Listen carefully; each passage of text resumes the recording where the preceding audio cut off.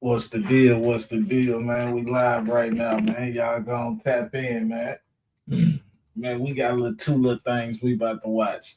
We got a mother kills a grown man that she finds under her daughter's bed, and we about to watch some a crew that was going around robbing armored trucks. So shit, that's what we about to watch right now.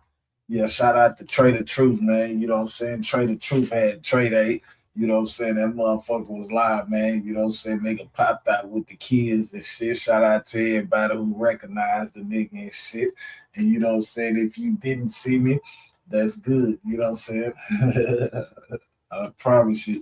But yeah, let's go and get to this shit real quick, see what's going down over here, man. By juvenile who allegedly snuck. Now, I spoke with one neighbor who says he feels bad for everyone involved. For the child, since her mama going to jail, the boy family since he was walking away, and I guess I feel bad for the mama. She should have thought more. Now, I spoke to multiple neighbors who say that in this case, nobody wins. All right, what's up with y'all? So look, I'm back again with another video right now. Listen, a couple of y'all been hitting me up asking me when I'm gonna drop a video about the situation. And you know, I don't be just so quick to jump on these type of topics until I get more context surrounding the situation. And I'm glad I did, because, you know, this situation right here is taking so many twists and so many turns. But when you get to the direct facts of everything, it's couldn't dry on what really took place in this whole situation. What's the deal? What's the deal, David? What's going down with you, G? Around that area, or to know certain things that others don't know. And we're going to talk about those things as well. But I do want to say RIP to the young man who lost his life. It's a lot of, you know, mixed reviews on how people feel about this situation. And we're going to talk about that. But let's get into everything that's going on from the beginning to where we are right now. So basically, it's a little girl that's 13 years old, right? She invited this 20-year-old grown man to her house by the name of Rendarius Morton. He's 20 years old, right? And she's 13. Now, a lot of different people are feeling so many different ways because his life was taken by the mother, which her name is Kendra Scott. She's 36 years old, right? Now, Kendra was at work, if I'm not mistaken, and she drove home from work. She made it around 1:45, if I'm not mistaken, right? Now, people are saying that the mother is wrong for taking this young man's life because how things are broke down. Say, chillin', my boy. Already, man. It just basically states that the mother came home. Same here, man. Just left that Trade Eight, man. Trade Eight was live, man. And walked him outside, Sunday, right? Fun day for the and family. In the midst of that, something happened, and he was shot in the back of the head. Now, in the midst of all of that going on, you know, the daughter has made a couple of statements. Now, people are saying that, you know, the mother should have been home. This shit just sounds crazy because a lot of people do what a lot of people need to do, and it's not as easy to say what you would and wouldn't do in these type of situations if you're barely making it, if you don't have help from another parent and things like that. Now, also, I do believe you should try your best to have the most help in these type of situations, as far as, like, you know, child care and shit like that. But when you get to a certain age, there's not really much that you can put your child in. And, you know, if you don't work, you don't eat. In this day and age that we're in, you definitely need a job. And it's just sad that the father is not involved in any way, because you definitely should be. There's some deadbeat weirdo shit to not be involved in your kid's life. But we're going to talk about that on another, you know, time. So, man, hold on, building that. Hold on, dog. Hold on, man. Hold on, man. What's going on, bro? Like, yeah, he say, I'm supposed to be live. Don't know if I want to go be on YouTube. Okay. Hey, yeah, I've been seeing you doing your thing and shit, bro. I've been seeing you over there doing your thing. Trust and believe. You know what I'm saying? I be seeing you doing your thing over there, man. Keep doing your thing, man. Your crowd getting big, your numbers going up, man. You know what I'm saying? Keep doing it. You know what I'm saying? Don't give up, G. You know what I'm saying? There's a lot of shit to come with this shit. But you know what I'm saying? Nigga just gotta maintain. You know, everybody wanna talk. Everybody want you to listen. Everybody feel like they got pointers that they want to give you. So shit. You know, your ears just gotta be open, bro. You know what I'm saying? Your ears gotta be open, man. You can do it though, man. Keep doing it, keep pushing, bro. You got it, man. Yeah, I know it's too much bullshit. Yeah, it's too much bullshit. That's why I don't talk to nobody or none of that shit. You just come on this bitch, do your shows, get out this bitch. That's what I do. Come on this bitch, get out this bitch. I don't communicate with nobody, none of that shit. Cause I don't want none of that bullshit. You know, tell it some shit. Yeah, man, keep doing what you doing, bro. You know what I'm saying? This shit gonna come with some bullshit. But damn, how should I say it? Man, we already know how to deal with this shit. You know what I'm telling you? So yeah, don't let them fool you. You know what I'm saying? What your goddamn ears tell you and what your eyes see, believe that. Don't believe them. Cause motherfuckers will have you believing in them and they ain't shit. So yeah, man. And do what you do though, man. You doing your thing over there, man. Keep doing your motherfucking thing, nigga. Don't stop. Hell nah, don't stop, nigga. Nigga that came too far to stop, nigga. You know what I'm telling you, don't stop, nigga. Keep getting it in, man. Keep getting it in, G. They're saying that she should have been home. They're saying that the young man should have basically checked for her age. Now, I've seen a couple of different people say that, you know, he knew the age. We don't know how true that shit is. So I don't want to put that jacket on that man, but I do want to say that I could tell that she was a child, just seeing her mannerisms, how she was on the internet, doing certain things, speaking about certain stuff and stuff like that. But, you know, people are saying that, you know, the mother knew that he was dealing with her or something like that. We don't know how true that shit is if we're not directly involved with them, right? Now, the daughter, she basically spoke out. She said a lot of different things. She said that her mother told her if she catch a boy inside of that house, that she was going to take their life. Right? The child would later tell police she was scared of Scott because she had a gun in her hand and was angry. According to the child, Scott told her in the past, quote, if she sees a boy in her house, she will put a hole in. I just feel bad for her because she was trying to do everything she could. I feel like the child is semi-responsible. I know, and I say the child is a child, but you know, with you knowing that, you should never do that. But some kids do not understand the extent of what they're getting themselves into. You know, so it's kind of hard to blame a child for being a child when the adult is the one who should be the one that is the adult. You're supposed to know how old she is. You're supposed to know how she's moving, what's going on, why she sneak you inside of the house, all of this other type of shit. But it is what it is. But it's a couple of clips that I want to show y'all. But they are definitely holding her in jail without a bond and charging her with capital murder for this whole situation. Now, this is just some of the things some of the people had to say in the neighborhood, some of the things some of the people had to say that are in law enforcement and things of that nature. These are the clips. She is a good mom. She just did what she had to do for those girls. Should have just called the police instead of shooting.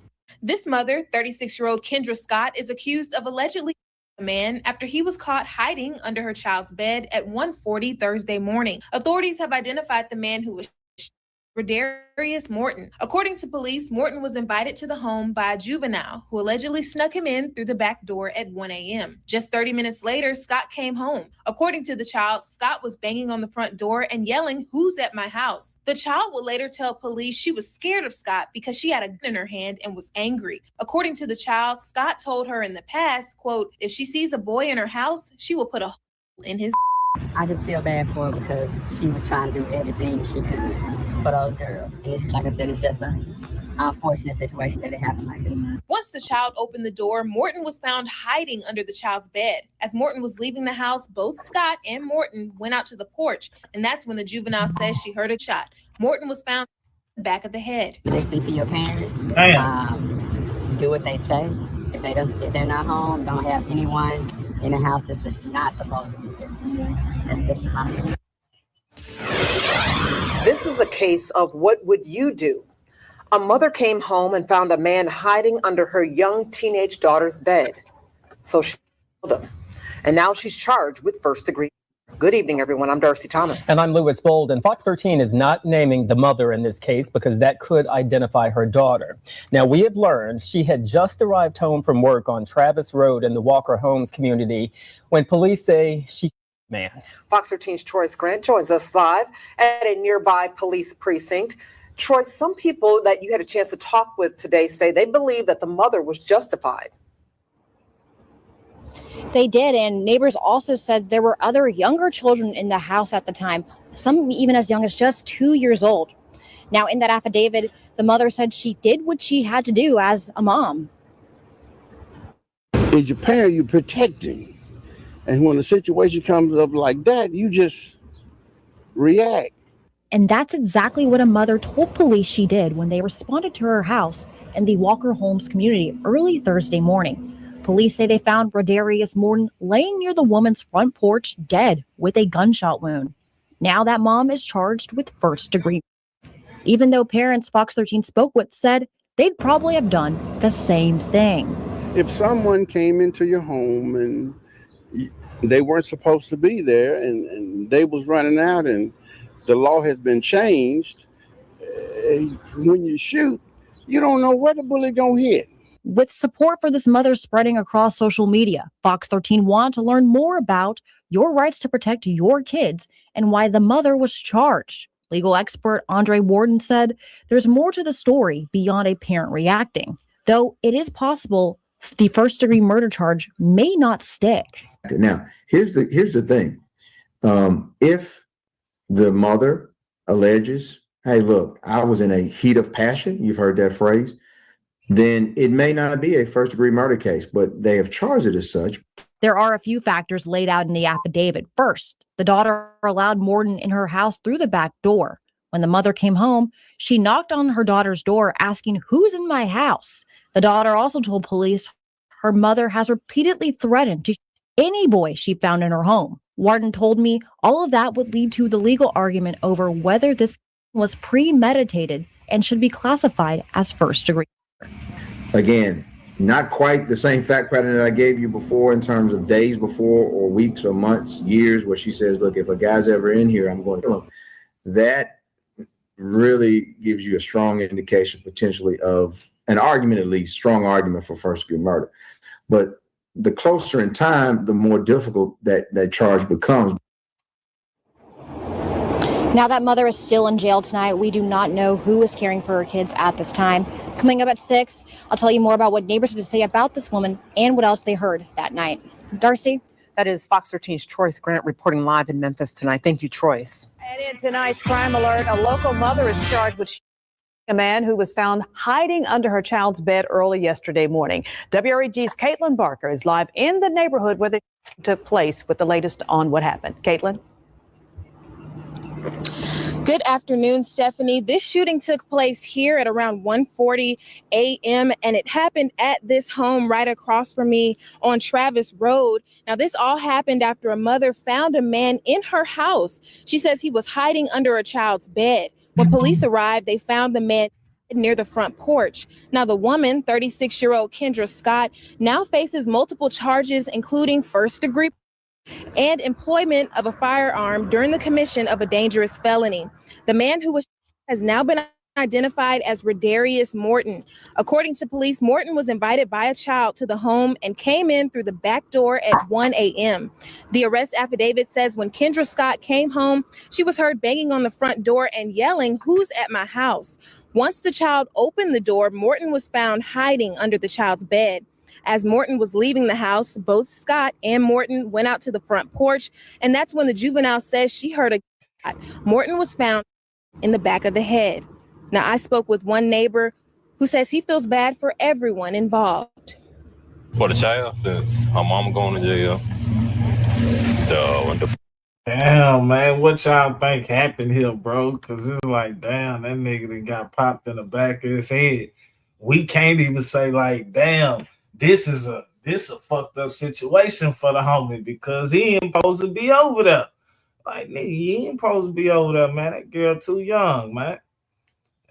These niggas is over there with young female, man. Nigga, 20 years old in the highs with a 13-year-old, and then you get killed by the mama.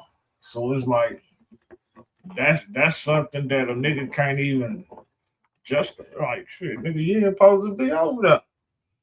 You're 13 years old, and they catch you in the highs, bro, you supposed to die. I ain't gonna lie to you. He's supposed to have died, bro. And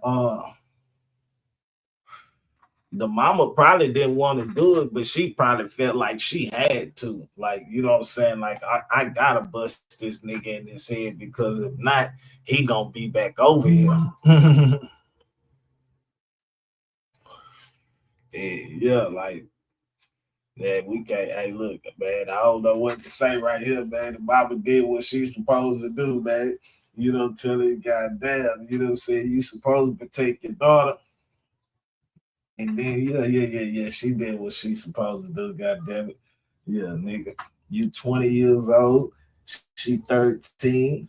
Nigga, you up in the hot, you in my house. Now, if she fake, that's why I'm like, damn, okay, like what happened? Like, damn, a nigga want to know what happened now. Like, shit, we know that the nigga got caught, but it's like, damn, y'all both went outside. So, like, you done walk the nigga outside, and then when you walk him outside, you pop him. That's different. Like, she got the nigga up out the highs with the kids and popped the nigga on the front porch.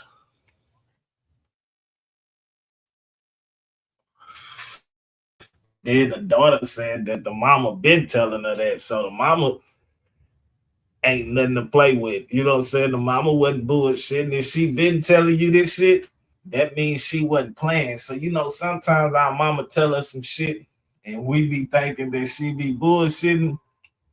Well, she telling you that shit. She wasn't bullshitting with you. Yeah. She was not bullshitting with you when she was telling you that. Because as you can see, she whatever she said she was gonna do, mama did it. Mama took care of her goddamn business for her daughter, man. Now the daughter gonna be without a mama. Now you gonna be without a mama. Now, damn, that's crazy. And they done locked the mama locked up for capital murder, and they got no bond. Like, what did she do? Like, damn. And then if you look at it, this shit do look kind of crazy. Cause it's like, damn. That just lets you know how the system fucked up. The system fucked up, bro. The system is so fucked up to where your child can cause a grown man over. And goddamn it, yeah, you can't do nothing to that grown man. Hell nah, you can't do nothing to that grown man but call the police.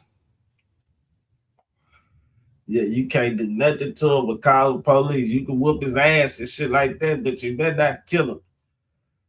So yeah, man, for all you motherfuckers that's trigger happy, you don't tell me, all you motherfuckers that be talking about what y'all gonna do and shit, man, it's gonna be a time and a place. You know what I'm saying? Where you can always, it's gonna be a time and a place where you're gonna have to do that shit. But damn, though, the mama was square business, though. The daughter say shit. She been telling me she catch a nigga up in here, she was gonna smoke him. And the daughter must thought the mama was playing. You must thought mama was bullshitting. Yeah, you must thought mama was bullshitting. Mama done popped the nigga. Mama is sitting in jail right now for capital murder. Cause she came home and it's a nigga laying under her daughter bed. Come on, at 1 a.m. So you telling me you done went over to a 13-year-old girl house 1 a.m. Yeah, you bad, bro. And then you lost your life. That shit crazy. So now it's like, nigga, everybody gonna be like, man, yeah, you know what's the name that got killed by old girl mama? He got a 20-year-old nigga, man. A 20-year-old nigga, man, ain't messing with a goddamn 13-year-old girl, man. This shit crazy. This shit crazy as hell. Well, we done listened to that. Since we done listened to that, we about to go to the next thing because I got something to do at 11:30. So I ain't gonna be on this bitch all day.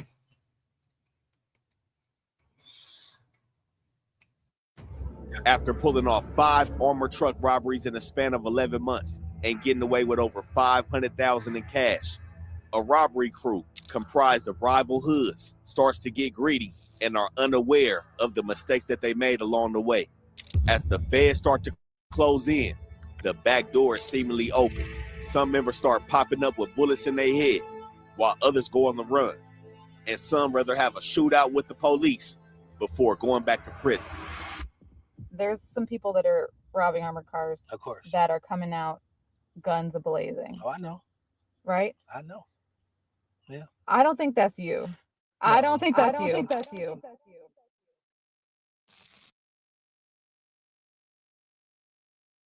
Rap News Street Politics, and we back with season 2 of How to Rob with the Best Hood channel on YouTube.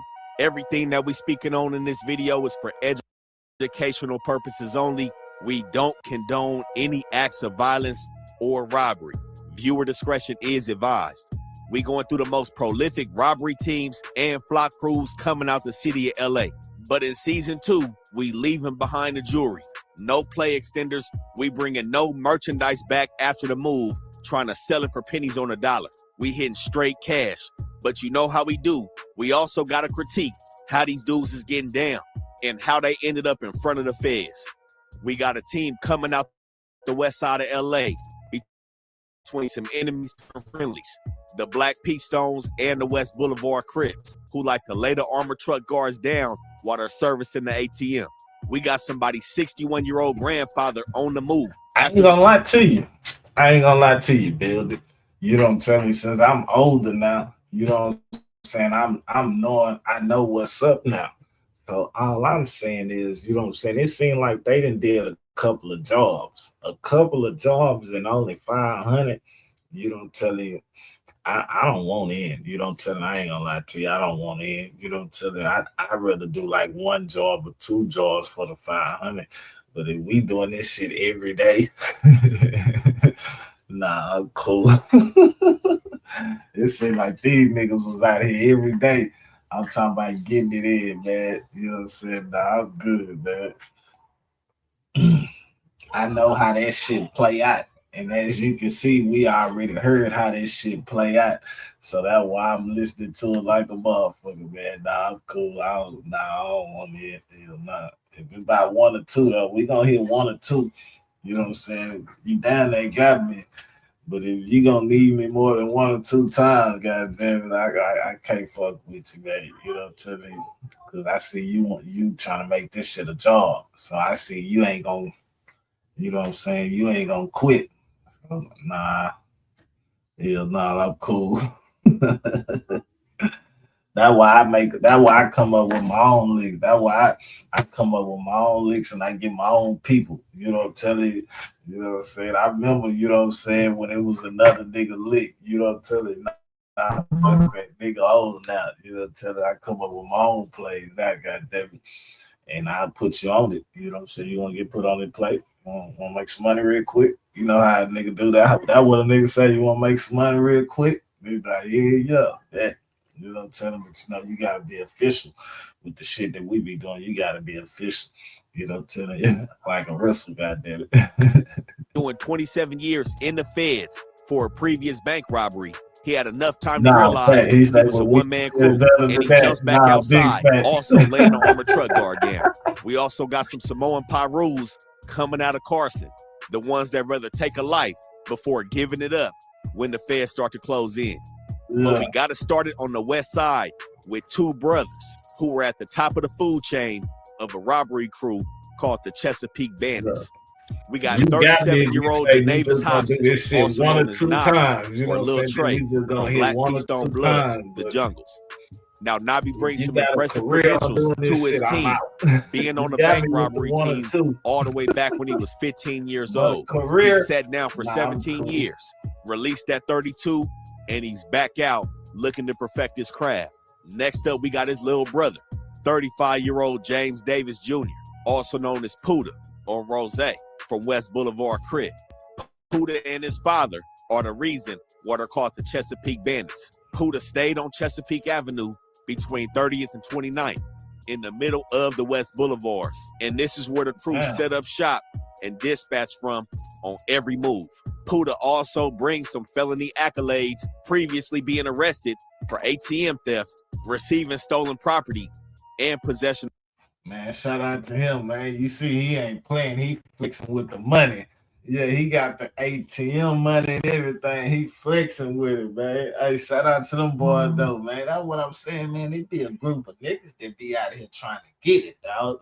You know what I'm saying? Well, I don't be seeing how you know what I'm saying? Fuck that. Niggas should be coming up with plans on trying to get it instead of, you know what I'm saying, hating and jealous of motherfuckers, man. But shout out to this nigga right here, though, man. As you can see, man, they had a team of niggas. Them niggas was getting up, going, getting it. And then you gotta be a bad motherfucker to hit the armor trucks, though. You know what I'm telling you? I'm gonna be, you gotta be a bad motherfucker to hop out on them motherfuckers, cause you already know they strapped up and they gonna shoot. So nigga, you gotta hop out square business on them hoes. So them niggas had the nuts to be hopping out doing their thing. Now this right here, flexing with the money and shit, you know, that's kind of crazy and shit, though. But you know, they say have nuts, have money. And you know, they say the bigger the risk, the bigger the reward. So shit, nigga, them niggas out there doing their shit, you know, shit, them niggas deserve to have that money. You know what I'm telling you? Them niggas was out jumping out, doing their thing, nigga, they deserve to have that shit, nigga. Nigga, cause nigga, you know, nigga come from nothing. A nigga come from nothing. And a nigga trying to make it out. You know what I'm telling you? A nigga come from nothing, a nigga trying to make it out. Man, come on, man. Niggas deserve to have that shit. Yeah, them niggas could have went and robbed the dope man. You know what I'm telling you? They done probably already did before. But just for them niggas coming up with a master plan to go hit the truck, man, I salute it. You know what I'm telling you? I salute it, man. You know what I'm saying? Have nuts, have money, man. You know what I'm telling you? Niggas say, fuck that, man. We gonna go hit that motherfucker. And you see, nigga, shit, nigga, these niggas got away. These niggas was hopping out getting away. Come on, man. These niggas wasn't hopping out getting caught. These niggas wasn't hopping out getting shot down and shit. Nah, nigga, these niggas were hopping out completing the mission, man. You know what I'm saying? Shout out to them niggas, man. Let's see what's going on, man. The burglary tools. Next up, we got another young homie coming out the West Boulevards. 30-year-old JD Young, also fresh out of a 12-year prison sentence. JD, who's also part of another clique. Come on, man. Look at this shit, man. These niggas fresh out of prison, man. That's how it be. Niggas be in jail. When niggas be in jail, niggas be waiting to come home so they can get to the money. You got to understand right now. I don't know. You know what I'm saying? I just want to talk. But you got to understand how many people in jail right now for bank robbery and ATMs. So just imagine, nigga, they come down there and, nigga, they probably still having money and all type of shit, and just imagine the pictures. You know what I'm saying? You up in there showing your pictures, nigga, when you done hit the ATM machine, huh? Come on, man. You know just how them niggas got the pictures on their ears and shit, just like these pictures right here. These niggas got the same pictures in jail. So they showing the pictures like, yeah, bitch, we out there getting it. We getting it in, bitch. Look, that's when we hit this, the one I'm in here for right here. You see the money right here? Yeah, bitch, we ain't here for 700,000 on that bitch right there. You don't tell the nigga showing the picture. So nigga, just imagine you got a nigga that's about to get out of jail and he's seeing this nigga with all this money and shit. So yeah, niggas is trying to go hit them a box. Nigga trying to go get them a box. Fuck that. Let me go get an ATM machine. Yeah, let me go run in a bit because niggas seeing you can get away. It's just motherfuckers get greedy and niggas get caught. So yeah. Shout out to the niggas that's coming up with plans, man, to get that motherfucking bread instead of coming up with plans to expose another nigga to stop his bread. Fuck that shit, nigga. Yeah, nigga. That's hoe shit. Niggas doing hoe shit and want to be glorified, man. Inside of West Boulevard called ABM. He goes by ABM Jesus, and he's looking to play ball fresh out of state prison. Now, right next to JD, we got his right-hand man, 39-year-old Zeph Rocco from East Coast Crib. Now, Zeph also brings some impressive credentials to the team. Being convicted of second-degree robbery and carjacking back in 2005, he did a 15-year sentence, and he's back outside looking to run his bag up. Last but not least, we got 33-year-old DeIsaac Jones. Now, DeIsaac's gang affiliation is unknown. He stayed in the nutty blocks, but he's a barber and made his way to West Adams and found himself a part of this robbery crew. Now, with everybody part of the crew being convicted felons and ex-convicts, and with some of the members meeting behind them walls in prison, it didn't take long for the Chesapeake Bandits to put together a plan of action. And with the Central District of California being one of the most targeted places for bank robberies, with over 4,000 in the Central District alone in the last 20 years, this seemed like a safe place to start. But there's common misconceptions that go along with stealing from the armored money truck. Now, one argument that a lot of crews make is that when they hit the truck, the money belongs to the truck company, whether it be Loomis, Sectran, or Brinks. Some people have the misconception that this money is not property of a financial institution. But things get muddy when you decide to hit this armored truck while they're maintaining an ATM at a federally regulated institution. And this is where we find ourselves at 8:48 in the morning on January 24, 2022 at the Westcom Financial Credit Union on Crenshaw and 120th in the city of Hawthorne.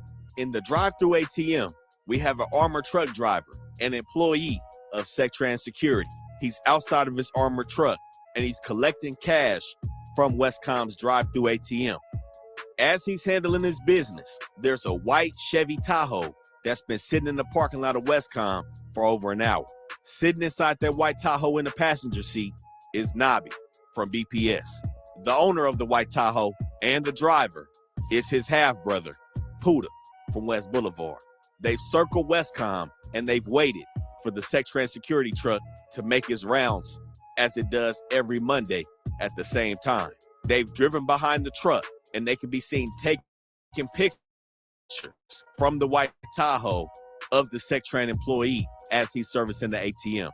While Nobby and Puda are casing this bank in hopes to strike at this location, they're unaware of a Westcom employee who's the physical security analyst that just so happened to be at this specific branch on this day, has been watching them circle the parking lot for over an hour. This employee notices the pattern of the casing and calls the police. Unaware of this phone call, Nobby and Puda pull out the parking lot, going west on 120th, and then again northbound on Crenshaw, where they're pulled over. Now, at the time, they haven't committed a crime. Police are not overly curious as to what they've been planning, but they do ask for identification. Both Nobby and Puda present driver's licenses with the Chesapeake Avenue address in the West Boulevard Cribs. Police notate this address as both of their primary residencies, and Nobby and Puda are let go to handle their business. Now, casing a location and a potential target is a mandatory step, especially when it comes to these crews that's taking their craft seriously. But this specific mission that Nobby and Puda went on was somewhat of a failure. Under no circumstances should they have came into contact with the police on this case. The security analyst for Westcom stated that they were in the parking lot for over an hour. That's the first red flag. No regular customer at the bank is going to be circling the parking lot for an hour, taking pictures at the bank while somebody is servicing the ATM. That was an easy irregularity to spot. Now, this specific parking lot has other businesses around it. There's a Starbucks here, other restaurants, but it's still not the biggest location.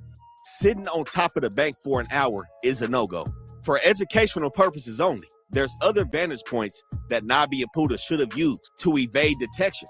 They honestly should have spent no more than 10 to 15 minutes in the parking lot. Sectran Security visits this location every Monday, Wednesday, and Friday. If they felt like they needed an hour, they should have broke that hour up into multiple days. But as we continue to follow the Chesapeake Bandits, this move right here could be costly in the end. But after the traffic stop, Puda and Nobby returned back to Chesapeake Avenue in the West Boulevards. They felt like this case was successful, and they began planning the actual move.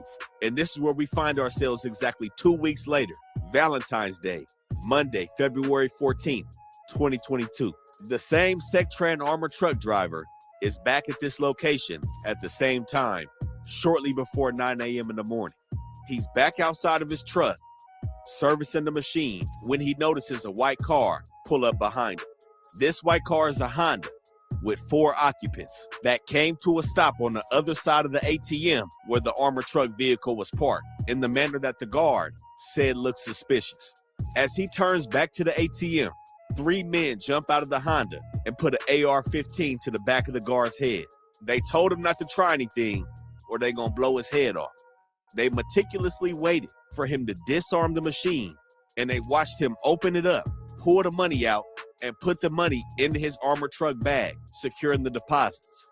Now, along with the AR-15 style rifle, they also had handguns, and they stripped the guard of his pistol as well. Along with the pistol, they also secured approximately $100,000 in cash, along with a bag of check deposits. Now, in the midst of this robbery, an accident is made.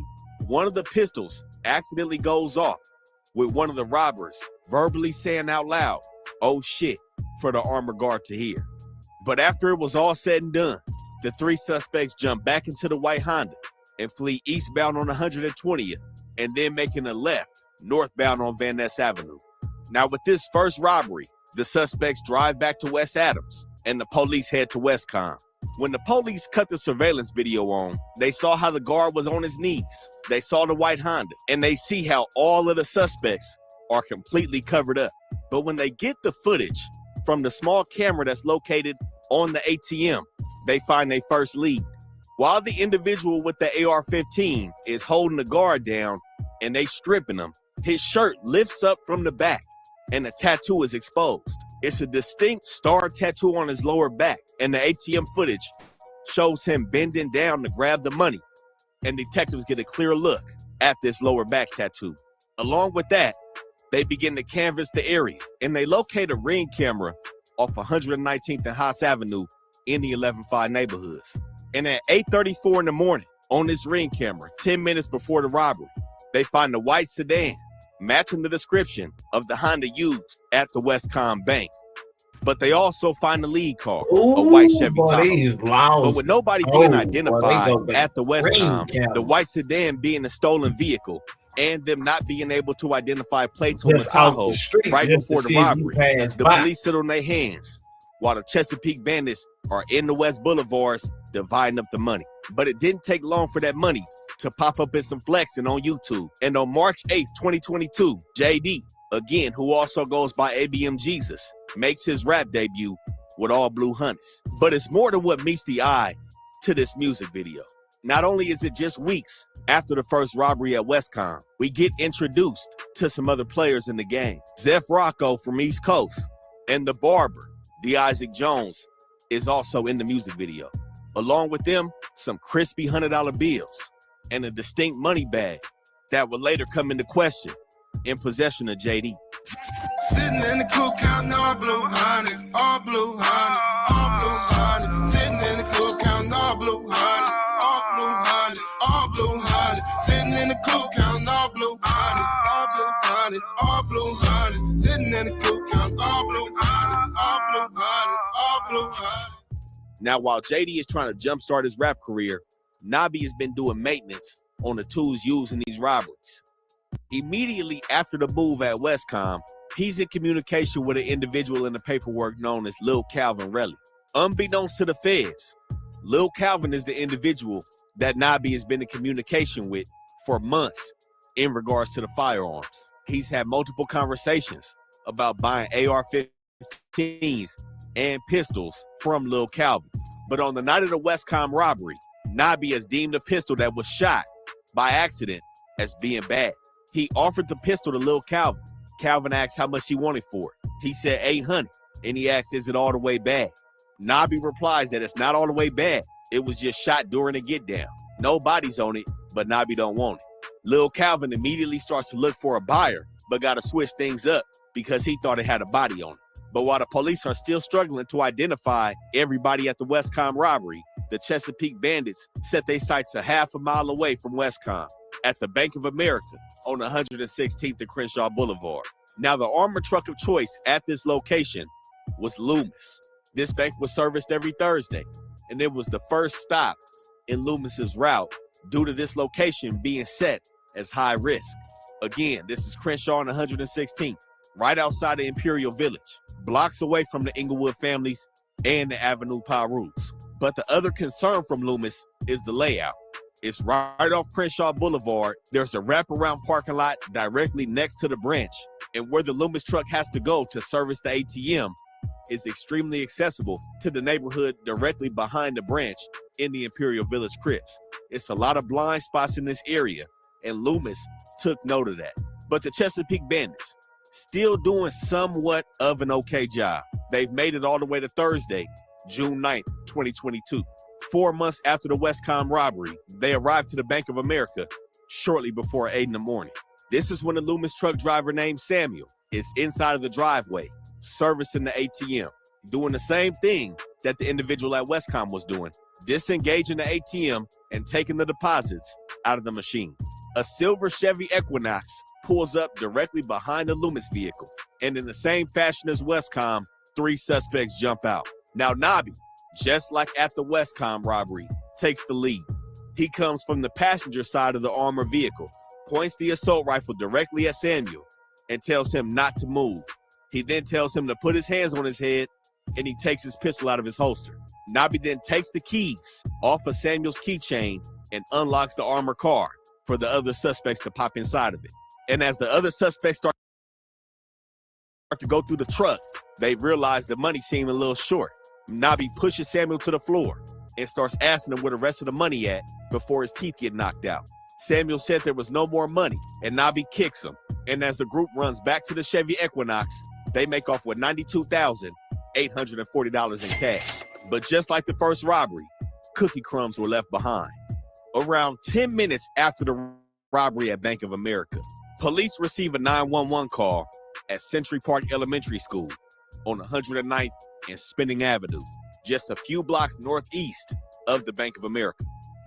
At 8 o'clock in the morning, a witness stated that they observed 3 males covered in black ski masks, black clothing, armed with a handgun and an assault rifle, exchanging a backpack.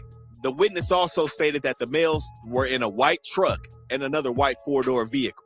Detectives then do what they did at Westcom, surveillance the neighborhood, and they come up on Ring camera footage. When they pop it on, they see yet again a white Chevy Tahoe, accompanied by the Chevy Equinox used at the crime scene. Now with this information, they head back over to the Bank of America and start reviewing that footage. They see the whole get down that morning. They also see how the bandits zip-tied Samuel while they ransacked the truck. But they took it a step further. They rewinded the clock back to the night before the robbery.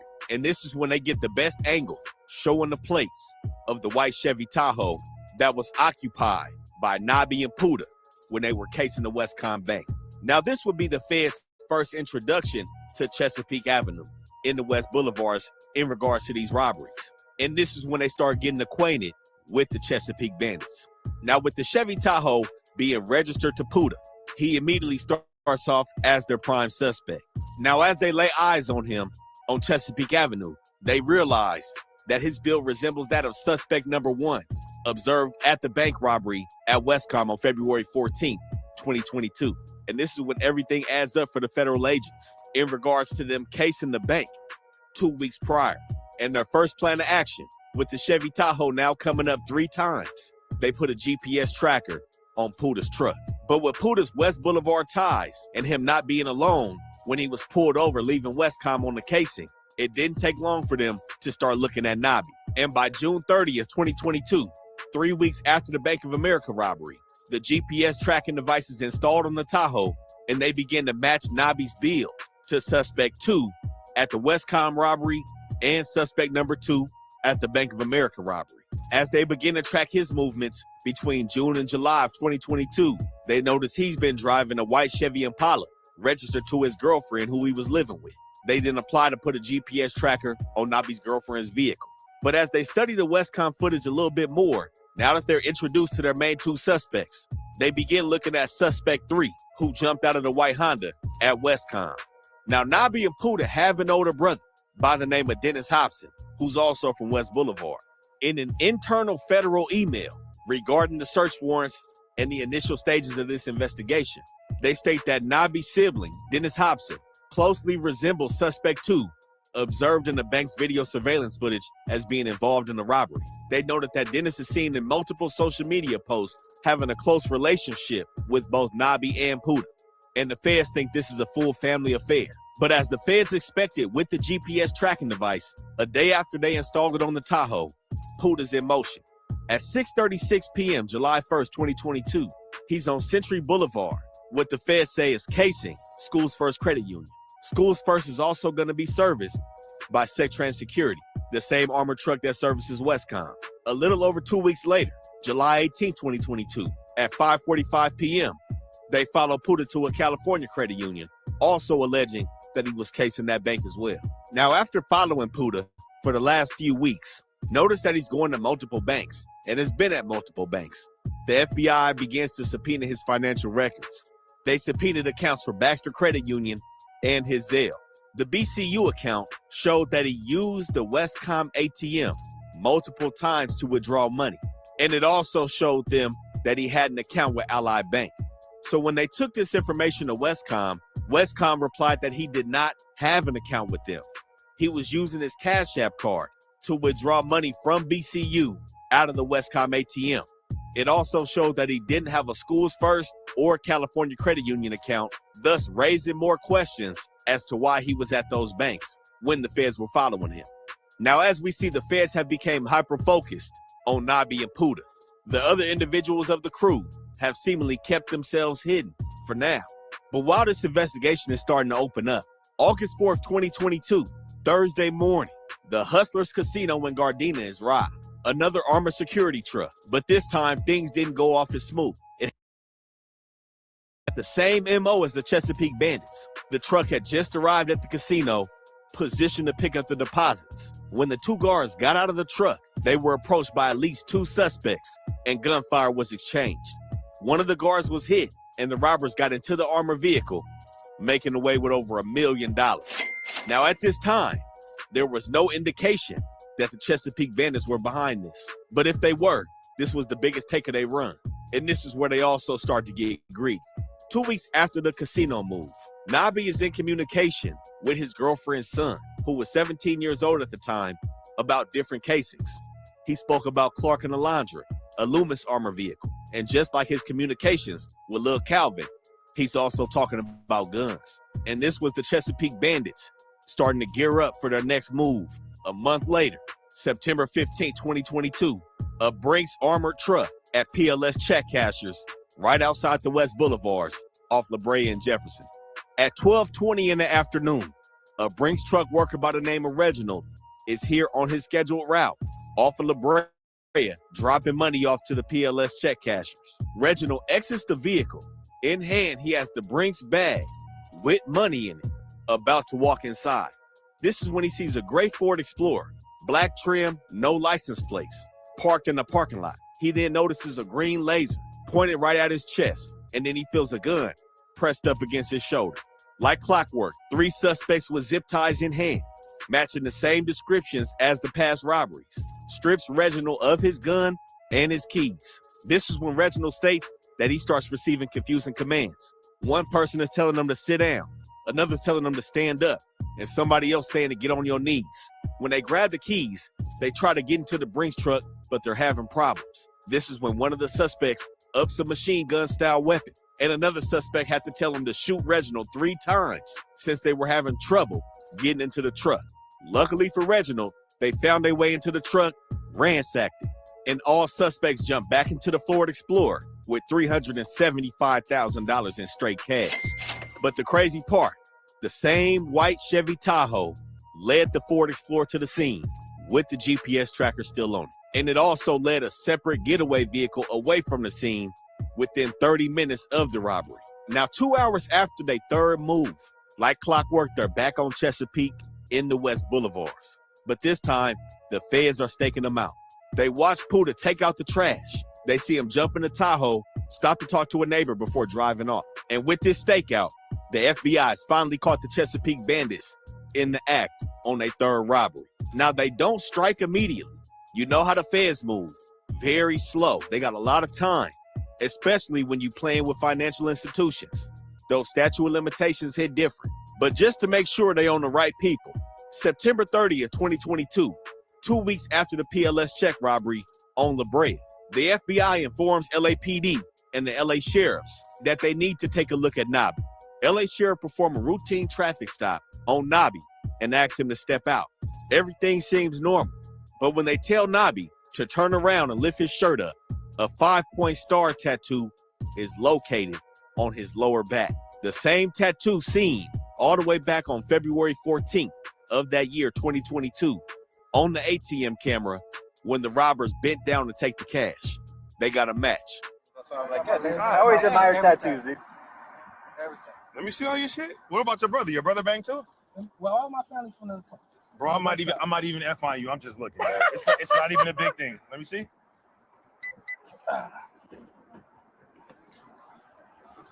Blood makes sense. Your bro? Your brother? Or your homie? It's my brother. What else you have? Yeah, I'm whole body. God damn, bro. I just told him I went You to been in prison? I was about to say you been in prison. I did. No shit. What else? Come here. Let me see. Let me see all this shit. I promise I'm not putting none of this shit on paper. Oh, dude, you're an SC fan? Yeah. Hey, none of this shit going on paper, bro. Let me see. Take your shit off. Cause I don't never see people from fucking BPS over here. God damn, bro. Oh, straight up. Black Keystone. Black Keystone. Yeah. The pictures of Nabi's lower back are sent to the FBI, and they use feature recognition to match the surveillance camera image. What's going down with traffic stop. And on October 18, 2022, FBI, LAPD, Inglewood PD, and Hawthorne PD serve a search warrant on Chesapeake Avenue, as well as Nabi's girlfriend's house where he was staying at. And this is when Nabi meets the federal agent that's been chasing him down. Special Agent Elizabeth Cardenas took it upon herself to meet with Nabi when they kicked his door in. But she took it a step further. She got Nabi in the backseat of an unmarked vehicle and secretly recorded an interview between them. Okay, so I don't really want to BS you about why we're here. We're here because of the armored car robberies. Like I told you before, we're not only talking to you, we're talking to some of your family, at a couple other places. So I know, like, if your family's involved, you know, I know how that is. I want you to know that we're here because we had to take a lot of steps to make sure we were sure that we were at the right place, talking to the right people.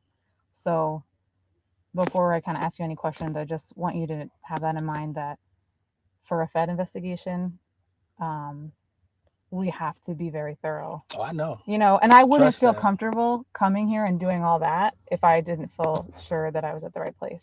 I got you. So we do have enough surveillance footage, cell records, surveillance efforts, vehicles. Unfortunately, so today you're not under arrest. We won't be taking you, not because we're not sure, but because on the Fed side, they make us kind of go through some steps. Oh, I know. Yeah. There's some people that are robbing armored cars, Of course. that are coming out guns a-blazing. Oh, I know. Right? I know. Yeah. I don't think that's you. Fuck I no. don't think that's you. Nah. I see that and I'm like, Nah. that is the most reckless, Yeah, very young, reckless. Very inexperienced reckless. thing Very. I have ever seen. Very. Especially to get Yeah. no money sometimes. But Chesapeake Avenue gave them everything they could ask for. A surveillance camera system that watched everything over the past year. And James Davis Sr., Puda's father, Nabi's stepfather, provided the FBI with the passwords to the camera.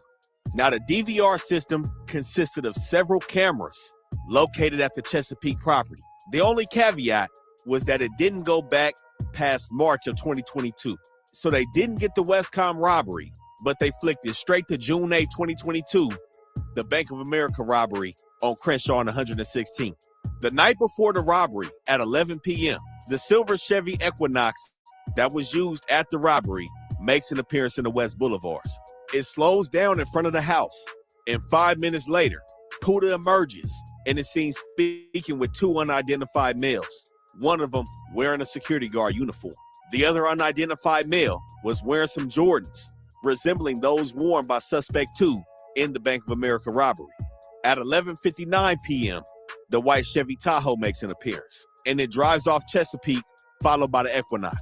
On the day of the Bank of America robbery, at 2:45 p.m., a few hours after it occurred, Puda pulls up in the white Tahoe, and he's wearing different shoes than the ones he left wearing, and now he's carrying a white plastic grocery bag. He goes to the backyard, placed the bag under a table, then he came back later and placed it carefully in a trash can. They popped the camera onto the PLS robbery off La Brea and Jefferson. September 14, 2022, 12:59 p.m. Puda again pulls up in the Tahoe. And later that night, the gray Ford Explorer, the vehicle that they jumped out of when they pointed that green laser. And on the day of the robbery, about 25 minutes before it occurred, September 15, 2022, surveillance camera again shows Puda. And it also